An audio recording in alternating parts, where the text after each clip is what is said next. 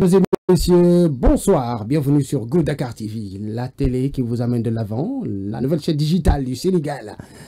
Bienvenue sur Go News. Vous avez choisi Go News pour vous informer et vous avez bien raison. Donc, on vous dit bienvenue sur Go News et en début de Go News, justement, avec le conseil ministériel du gouvernement sénégalais, donc qui s'est passé mercredi 29 janvier. Pourquoi on y revient? C'est parce qu'il y a un nouveau décret portant sur l'application de la loi relative à la création et à la promotion de la start-up au Sénégal qui va être adopté.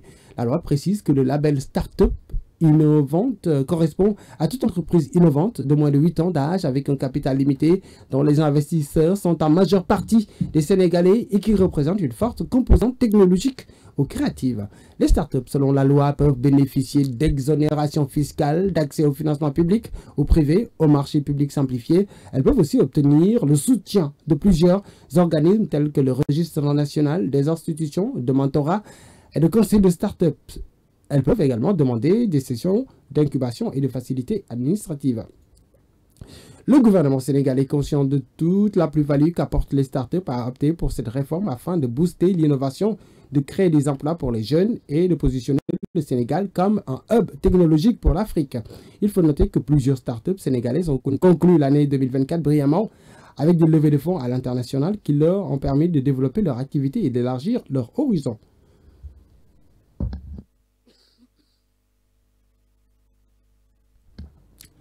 Intéressons-nous maintenant à présent à l'affaire Lat Diop qui continue de faire des vagues dans le milieu politico-financier sénégalais. Hier, l'ancien ministre des Sports et ex-directeur général de la Société de loterie au Sénégal a été entendu dans le fond par le juge du premier cabinet financier. Comme lors de l'enquête préliminaire menée par la division des investigations criminelles, il a vigoureusement nié les faits qui lui sont reprochés. D'après Libération, l'ancien patron de la LONASE, Lat Diop, s'est même dit surpris par les accusations, notamment celles liées au détournement présumé de 8 milliards de francs CFA. Depuis le début de cette affaire, Lat Diop campe sur une position de déni total. Placé sous mandat de dépôt le 26 septembre dernier, il rejette toute implication dans les délits de détournement de deniers publics, de blanchiment de capitaux, extorsion de fonds qui lui sont imputés.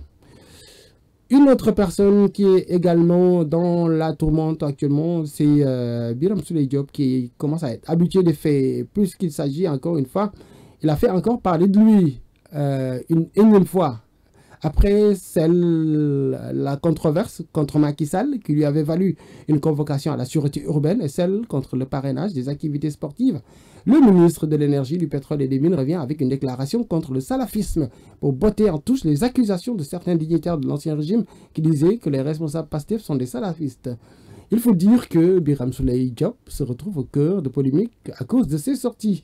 Il n'y a guère longtemps, des acteurs du monde sportif sont sortis de leur gang à cause de sa déclaration le jour de la Korité.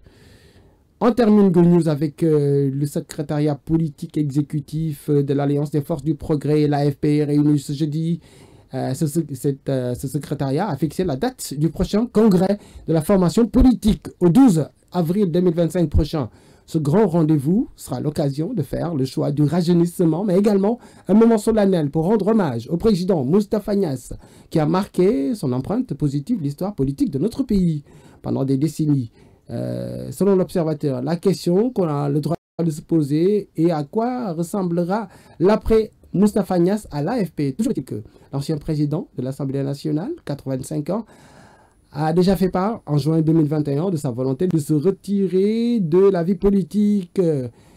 AFP, donc l'AFP qu'il dirige depuis 25 ans. Voilà pour les informations. On vous souhaite de passer de bons moments avec Go Dakar TV. L'information revient lundi, s'il plaît à Dieu.